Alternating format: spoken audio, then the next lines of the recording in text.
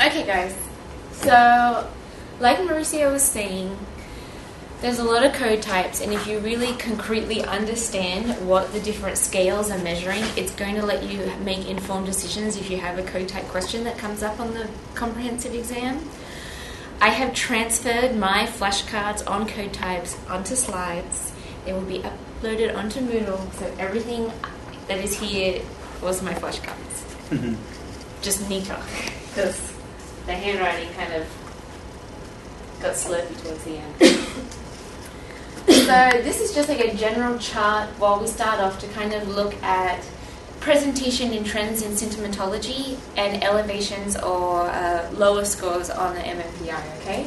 So generally when you have elevated scores on 4 and 9, you're going to look at acting out and excitatory, like they're the excitatory scales. You're going to see more acting out, externalizing behaviors, okay? When 4, 6, and 9 are lower than 2, 7, and 0, you're going to have an internalized coping style. And then the inverse is true. So when 7, 2, and 0 are lower than 4, 6, and 9, you're going to have an externalized coping style. Who remembers what scale 7 was? No one? Blank? Mauricio, what's scale 7? So let's just call it anxiety, right? No, I'm gonna modernize. Confused with the content scale. Oh, okay. Psychasthenia, depression, and social. I always say social isolation because I memorized incorrectly. Okay, versus psychopathic deviance, the paranoia, and the. See, even I don't remember the one. Mania. But so it makes sense once you have, once you have them memorized, it makes sense. Like, it's not surprising to see that if 4, 6, and 9 are elevated, that you're going to have an externalizing coping style versus 2, 7, and 0, which is internalized. Okay? 2 and 7, scales 2 and 7 are measures of subjective distress. When you have an elevated 2 and a lowered 9, you get depressive symptoms. An elevated 8 is commonly associated with psychosis. And when you have F is greater than 80, 7 is greater than 80, and 8 is greater than 80, you have confusion, disorientation. Okay?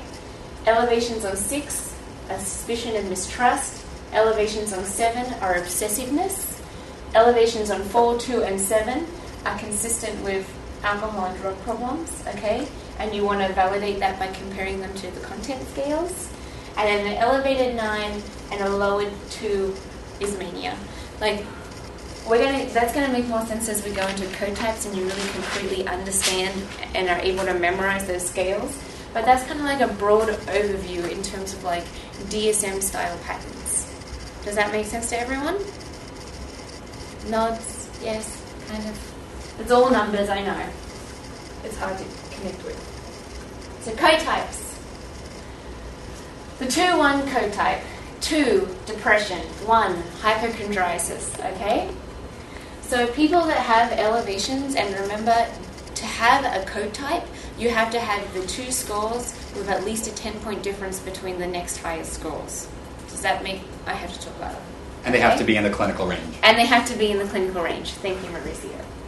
So, people with a 2-1 elevation are going to present with extreme somatic problems. That fits into this hypochondriasis, right? It might be chronic pain or complaints of being physically unwell. They may appear anxious, tense, restless, irritable, and brooding. Now, guys, this looks a lot like the Harris-Lingos, remember? That loaded onto the depression scale. So it's once you really concretely understand, you kind of see how once you understand what those clinical scales measure, being able to navigate the code types isn't that intimidating, right? You're going to have a depressed mood, be hypersensitive and indecisive. And people with this code type tend to be very self-conscious, introverted, shy, and passive in relationships. The 1-3 code type. 1, hypochondriasis. 3, hysteria. So it's more common in females and in older individuals. It's sometimes looked at as a kind of conversion disorder, if you want to use Freudian terminology. So you have a lot of psychosomatic complaints and general reduced functioning. Okay? People may present as outgoing, but they're often immature and have shallow or superficial relationships with others. They're outgoing, so they may present as that. Because they do present as outgoing, they may be overly optimistic, and as a result, resistive to psychological intervention. So people that have a 1-3 code type elevation sometimes have a poor prognosis for treatment. Okay? Or psychological intervention. Is there a point difference between 1-3 code type, or are all code types have to have 10-point difference? So when you have an elevation, regardless of what it is, 1-3 or whatever, just say, here's my elevation. It's in the clinical range. There has to be at least a 10-point difference between the lowest one that goes in the code type and the next highest clinical score. Does that make sense? So the peak of the next score, this has to be a 10-point difference.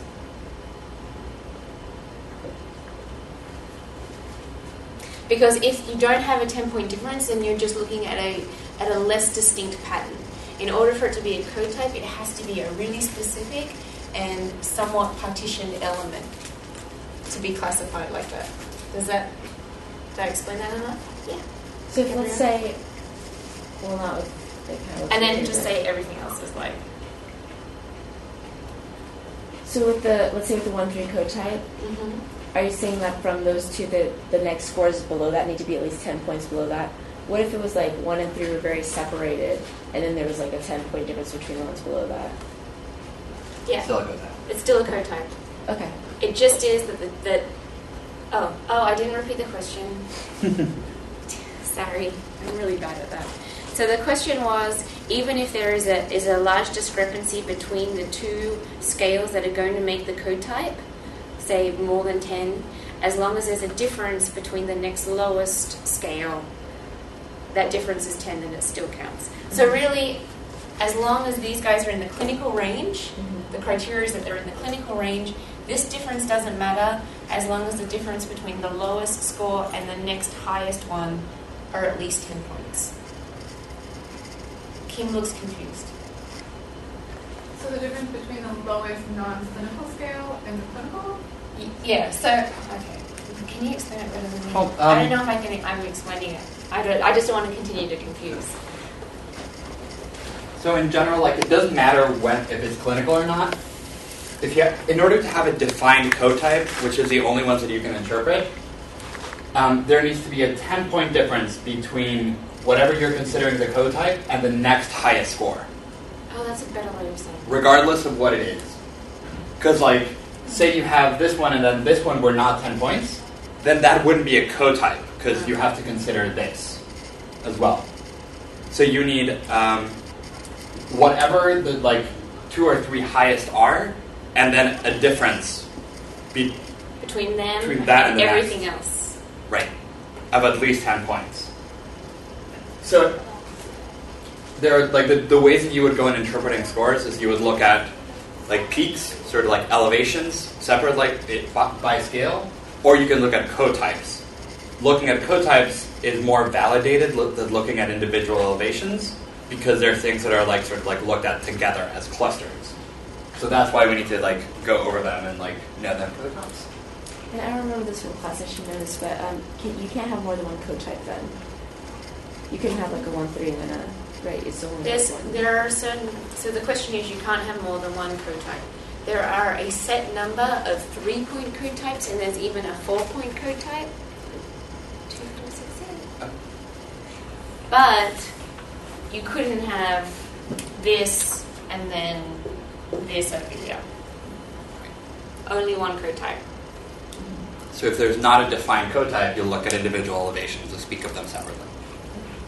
Okay? Thank you, Marissa. Okay. So we covered 1-3.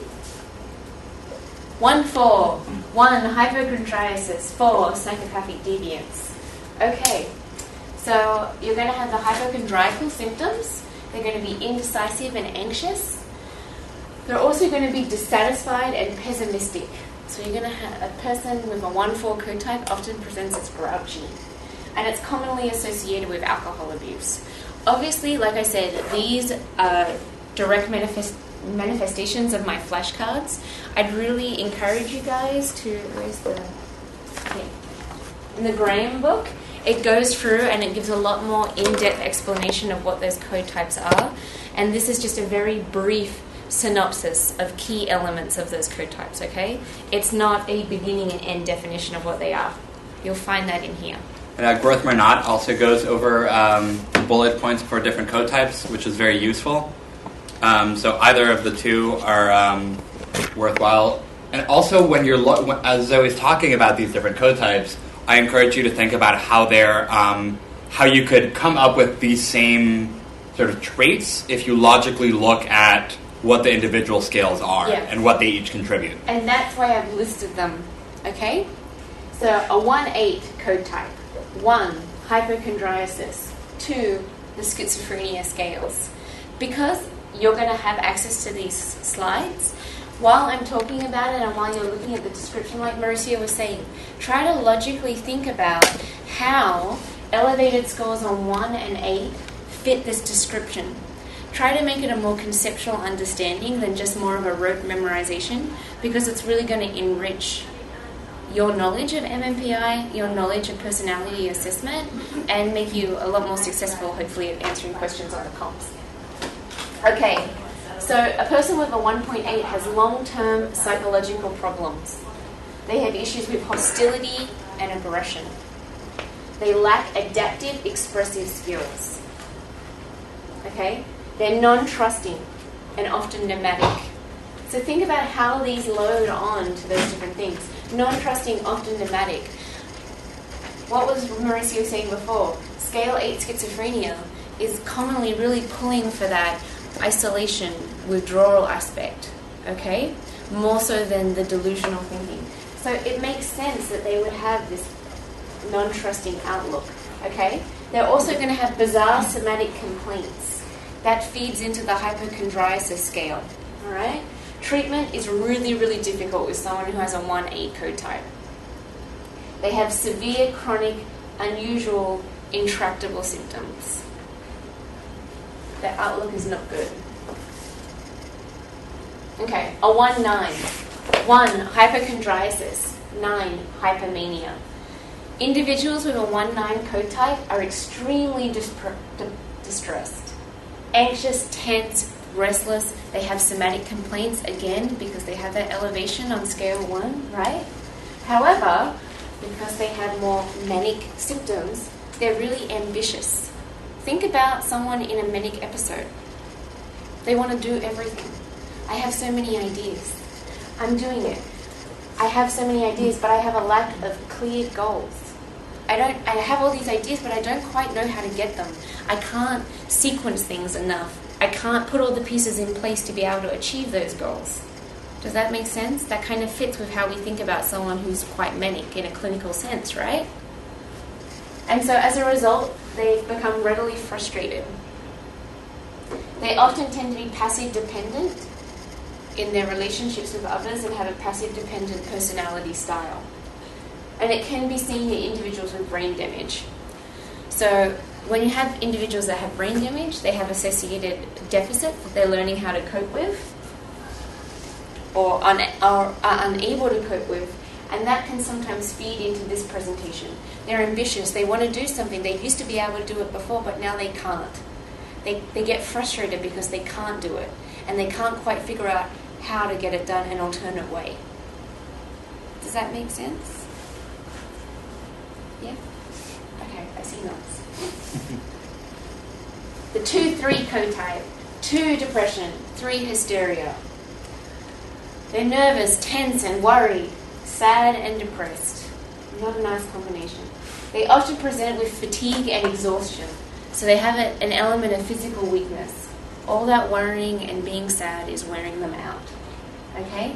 They're often lethargic. They can appear docile and dependent.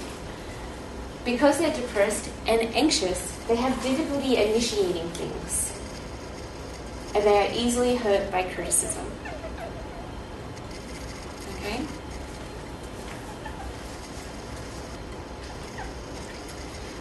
The 2-4 code type.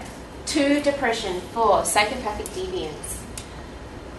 People with this code type are really impulsive. Okay? As a result of having this combination of presentations, remember when we looked at psychopathic deviance and what that was? Family discord, issues with authority, general disdain for laws and social norms, right? It was the jerky adolescent, or the psych student, or the psychopath, okay? Who is also depressed. So they may have legal or personal problems. That particularly feeds into that psychodeviant 4 elevation, okay? They're resentful of demands that are placed on them and have minimal respect for social standards. Again, that's really feeding into that elevation on scale 4. They're outgoing, but tend to manipulate others, okay? So they can present as very charming, very confident, but that's a mask because they're often very dissatisfied with their self. And that's feeding into the depression elevation of scale 2. I put an asterisk next to it because suicidal ideation and attempts are very possible with people with a 2-4 code type elevation. Okay? Do we have any questions, guys, as we go? It doesn't seem like everything kind of seems logical, right? Given what the scales are when you look at the code type elevations. Okay. A 2-7, 2 depression, 7, okay, I have it listed as anxiety because I didn't want to have to type out the long ones, so don't get it confused. They're a worrywart. They're vulnerable to real and imagined threats. They're indecisive, they ruminate, and they're very needy. That kind of makes sense when we think about someone who is depressed and anxious, right? They have somatic complaints. They also have really high expectations of themselves and experience a lot of guilt when those expectations aren't accomplished or achieved. They can be religious and moralistic. And common diagnoses in the 2-7 code type elevation are depressive, obsessive-compulsive, and anxiety-based disorders. Pretty straightforward. The 2-8, 2 depression, 8 schizophrenia. Okay? Preoccupied with suicide. Definitely assess for a possible plan if you have someone with a 2-8 code type elevation. They have difficulty concentrating, they might be jumpy. They avoid close relationships, are often forgetful, confused, and inefficient in completing tasks. They're unassertive, irritable, and resentful, and these are chronic symptoms. So think about where this feeds in. Avoiding close relationships definitely feeds into the scale 8 elevation, that isolation aspect of schizophrenia. Being unassertive, irritable, and resentful feeds into the elevation on scale 2, the depressive symptoms, okay? Common diagnosis, when someone has a 2-8 elevation, are schizoaffective disorders, schizophrenia, and manic depressive psychosis.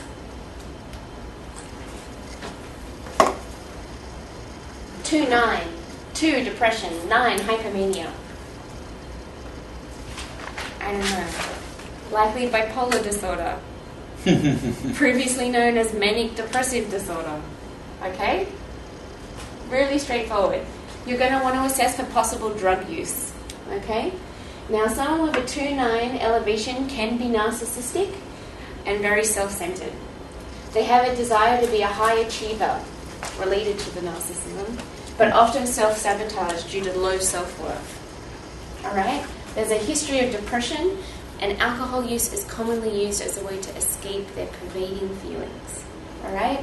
So with the 2-9, you really want to assess for drug use. And as we'll go into, there are the scales, the content scales, that really look at substance use. Okay? So you're going to want to look for consistencies and elevations. The 3-4 code type, the inmate. I'm sorry if anyone finds my labels offensive. But like I said, I watched a lot of Law and Order while learning my code types. 3, hysteria. 4, psychopathic deviance. Suicidality is a primary concern with someone with a 3-4 elevation. They have definite problems with impulse control. Now, this is an important part to remember. If 4 is higher than 3 by 10 points, okay, there's no impulse control whatsoever. It just doesn't really exist. All right? People with a 3-4 code type have chronic, intense anger problems. They lack insight. They're sensitive to rejection and criticism and highly reactive to it. They often have sexual maladjustment issues and can be promiscuous. So they also have long-term ingrained hostility towards family members. Boom. Remember, family discord, primary component of scale 4. So this is really commonly seen in the prison population. Okay? The 3-6. 3, hysteria. 6, paranoia. They're going to have a lot of physical complaints. They may be suspicious and resentful. Scale 6. And are often hard to get along with. They're often also really self-centered, and they deny psychological problems. So, their presenting problems may not appear as incapacitating as they are. Okay? There's a desire to want to present better than they are, so that their symptoms can really, the extent of the impact of their symptoms can really go undetected. 3-8. 3, hysteria. 8, schizophrenia. Okay? They have a lot of issues with phobias that reflect an internal turmoil. They may appear apathetic, indecisive, immature. But this code type is marked by disturbed thinking. Okay? Related to the hysteria, they might have somatic delusions, memory lapses, unusual ideas, loose ideational associations. They're obsessive. They ruminate. Okay? They have delusions, hallucinations, and incoherent speech. So a 3-8 is often associated with a diagnosis of schizophrenia. Okay, guys? The 4-6, the terrorist. Helps you remember them.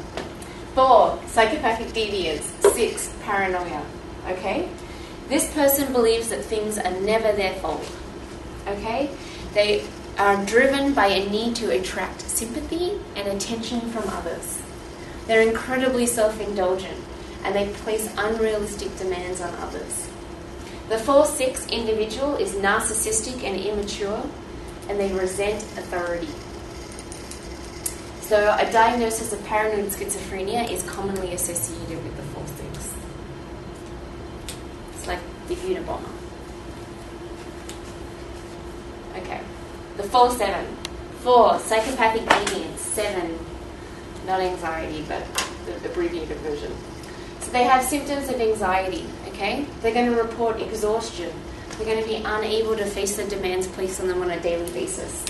They're also going to experience episodes of acting out because of that elevation on scale 4. They may experience temporary guilt and self-condemnation as a result. So not that psychopathic, really.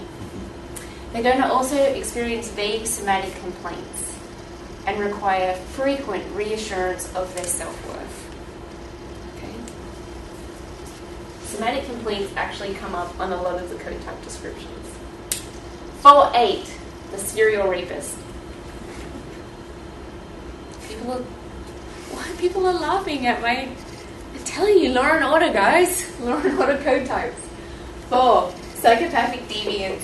8, schizophrenia. And again, I apologize if anyone takes offense to the labels. Okay, so a person with a 4-8 code type is going to have serious psychological problems.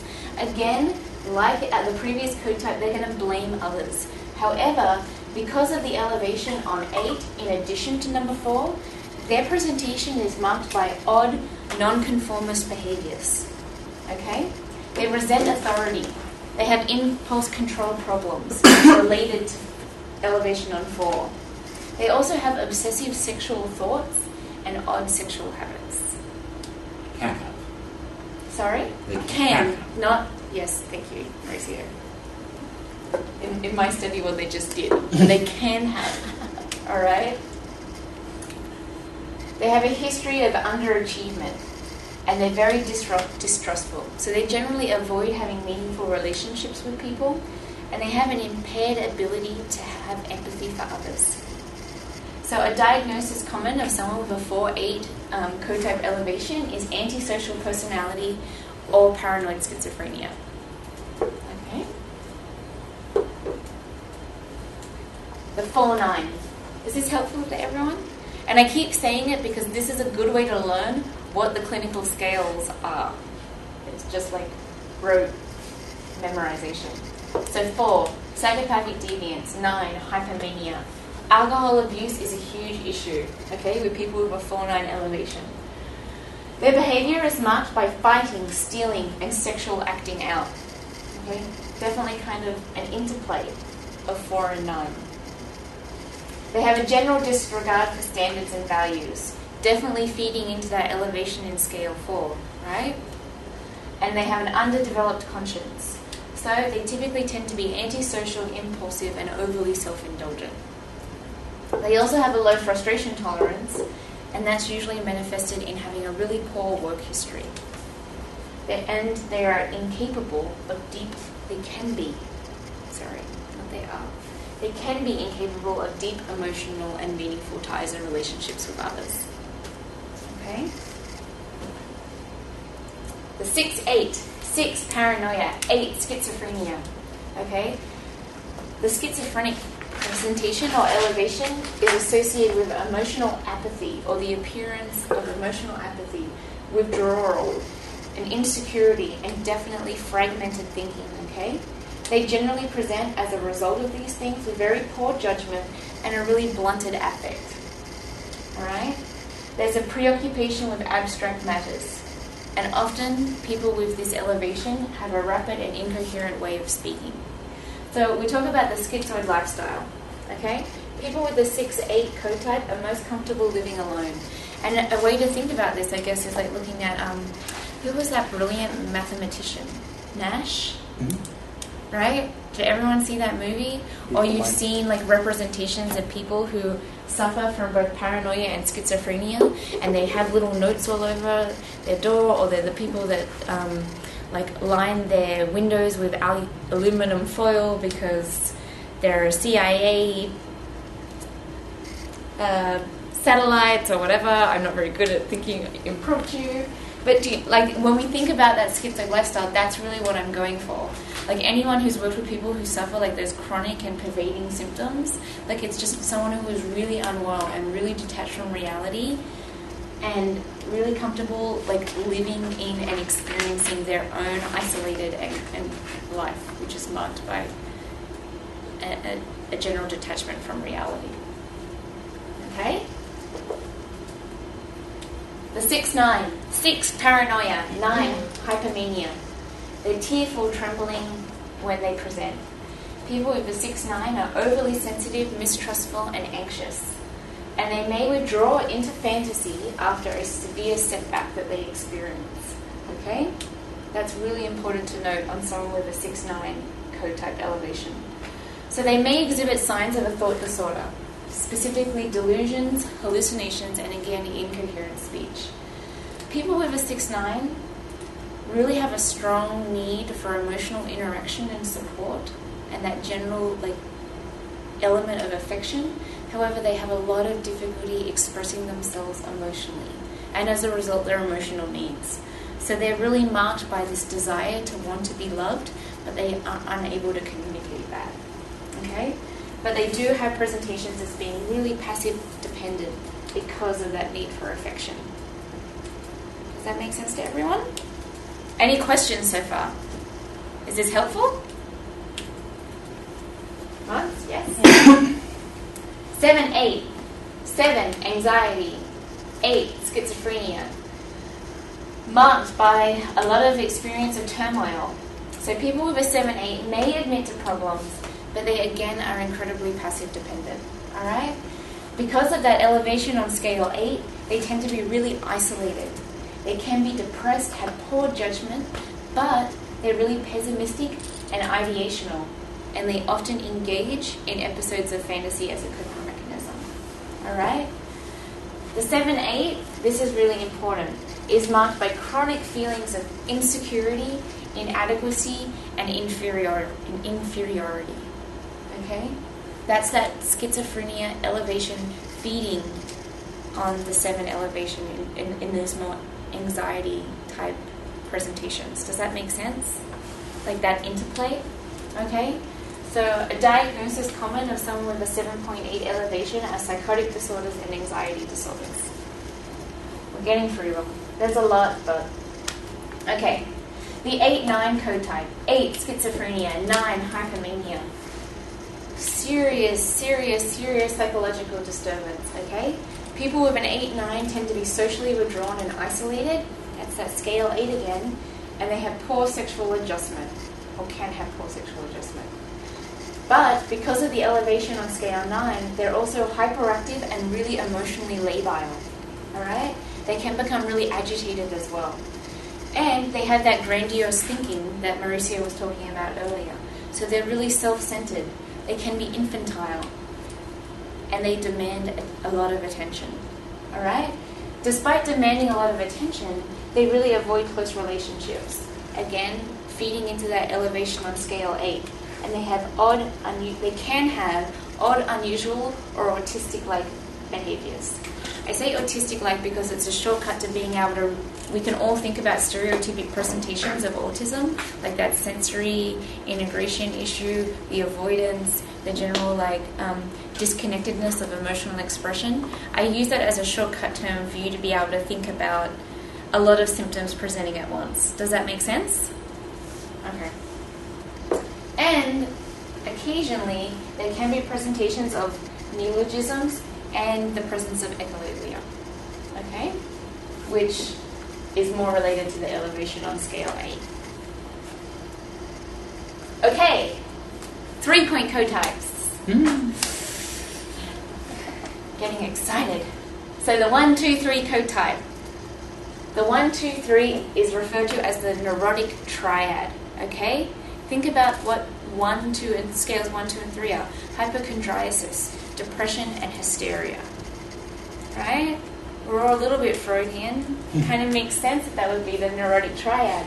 Okay? So when I talk about the 1, 2, 3, the conversion valley, okay, this is what it looks like.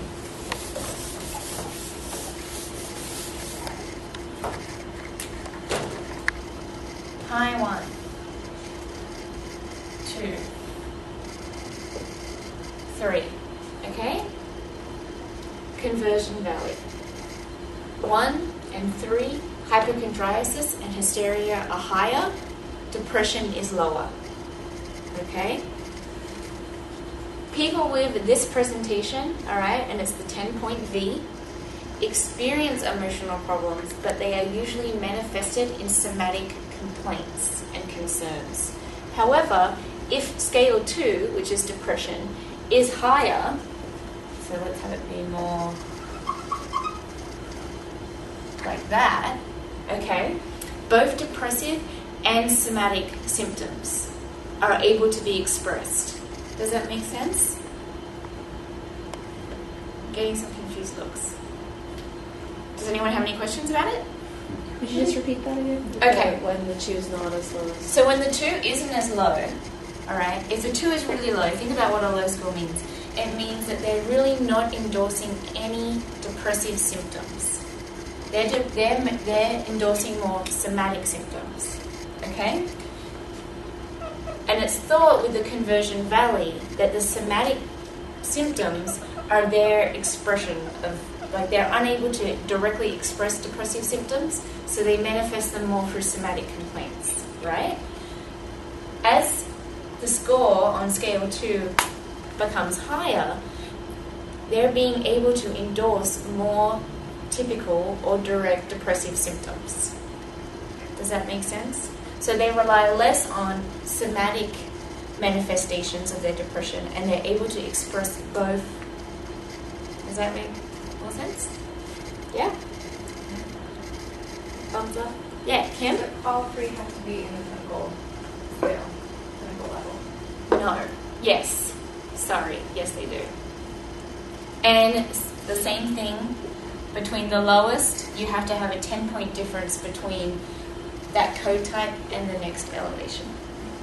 Just like it was with the 2-point. Okay? And you have to have 10 points between a maximum of 10 points between these. Okay? Anything that isn't on the clinical range is really not backed up by research. Okay? So people with conversion valley presentations tend to react to stress with physical symptoms. They're often overly dysphoric and worried.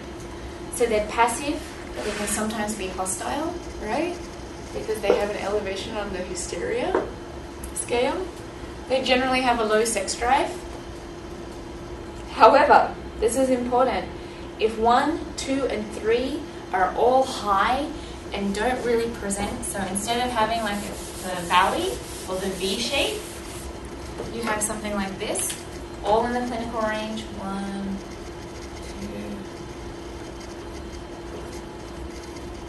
2. Okay, so you have something that looks more like that.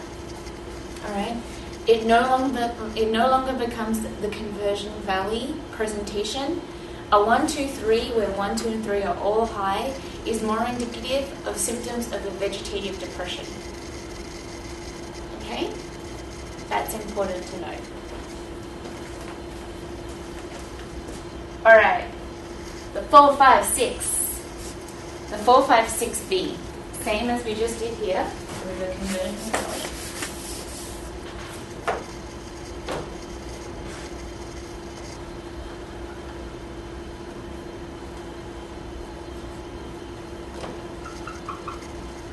Okay, now this is special because, like we said, 5 isn't a clinical scale. Okay, it's not typically thought of as a clinical scale. But think about what these scales measure, right? It's called the Scarlett O'Hara. Everyone here has an impression of Gone with the Wind, even if they haven't seen it, right? I hope so. If not, Wikipedia it. This scale will make a lot more sense. Okay, it's more often seen in women. Alright, the exaggerated femininity is directly related to this really low 5. Think about what scale 5 measured. If you had a higher score on scale 5, it meant that you were endorsing non-traditional elements of your assigned gender. Okay? So if you have a really low 5, you're really embodying those traditional feminine ideals, sociocultural ideals. Okay? However, you have a really high score on psychopathic deviance, all right? And who remembers what scale 6 was?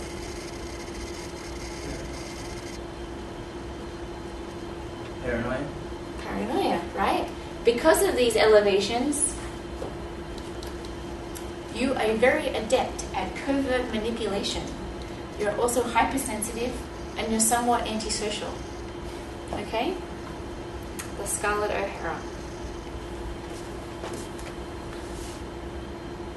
The 2, 4, 7. Okay? These are just elevations now. They're not so much that they have to present in a valley or a V shape. Okay? We're just talking about clinical range elevations for the 2, 4, 7. Alright? The 2, 4, 7 3-point code type is marked by its incredibly poor treatment prognosis. Someone with this elevation is really, really difficult to treat. Alright? They're not really going to engage in the therapeutic process. They have a really cyclical nature to their presentation. So, this sounds a bit reductionist, but anyway, they can be really nasty. Alright? Then they feel guilty because they were nasty. Then they kind of appease themselves and they get over the guilt. But as soon as they do that, they participate in being nasty again. Alright? Sounds a little simplistic, but it kind of plays into what these scale elevations are. Okay? And it just keeps going round and round. They're incredibly passive-aggressive, people with this elevation. Suicidal ideation is a real concern. Okay? Particularly because they have really poor impulse control. Alright? And again, you want to factor in the idea that there's going to be possible alcohol abuse. In fact, that's a really important consideration for someone with the 2, 4, 7 elevation. Okay? How am I going to put time? It's like 4:25. Okay, I'm almost finished. So, the 2, 7, 8. This is the most emotionally disturbed, depressed person out there. Alright? They are just hopeless. Gosh, 2, 7, 8. They're screwed. Unless they get a really great psychologist like you. So, they tend to use intellectualization as a defense mechanism, okay? Despite that, they have chronic feelings of helplessness. They feel chronically alone, chronically insecure, and they often blame others for their presentation and their feelings. However, they engage in excessive self-analysis, which is related to that intellectualization. Despite the idea that they engage in the excessive self-analysis, their life is often really chaotic because people with this elevation have a really difficult time making any kind of decision. Okay? Emotionally disturbed, bad treatment outcome. Just bad. The 6, 7, 8.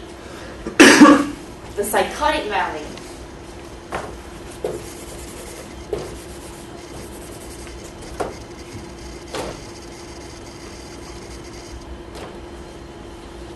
Okay?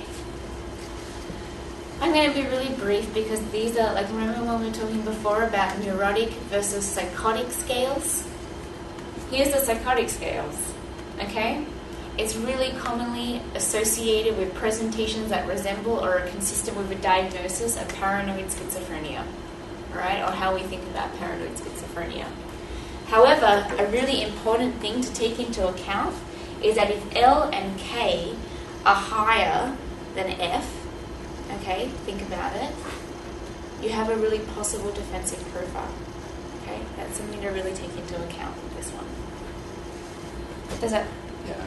You're thinking Visualizing it. Okay.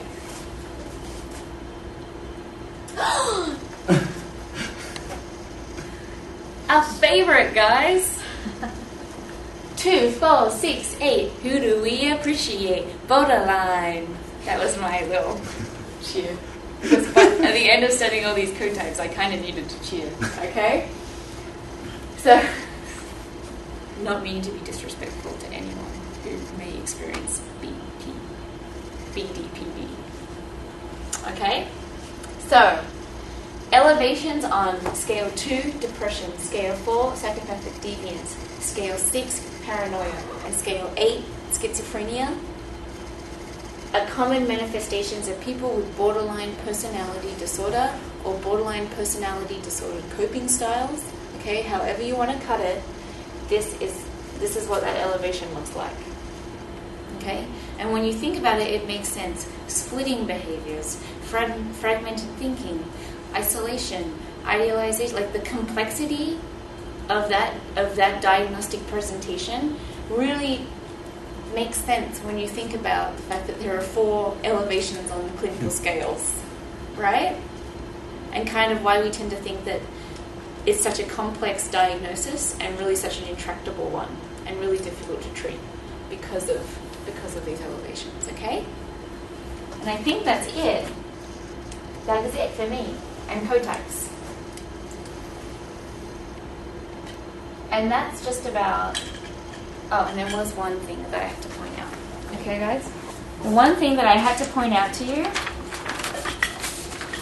is that on the 2882 code type, okay, it's really important to factor in which of those scales is higher. All right? They're both going to be more elevated than everything else because they're factoring into the code type. But the 8-2, where the 8, you always list the scale that is higher as the first number in the code type. And if it's an 8-2, meaning 8 is higher, then it's very common in a diagnosable psychotic person, i.e.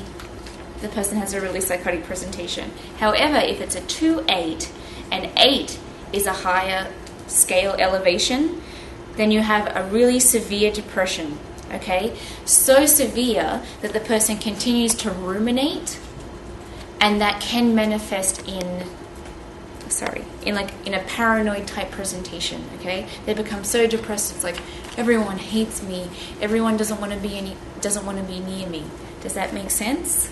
So that's one of the code types where it's really important to kind of partition out which one is higher, how much that difference is in terms of how we think about a diagnosis. Does that make sense to everyone? Okay, I just wanted to add that in.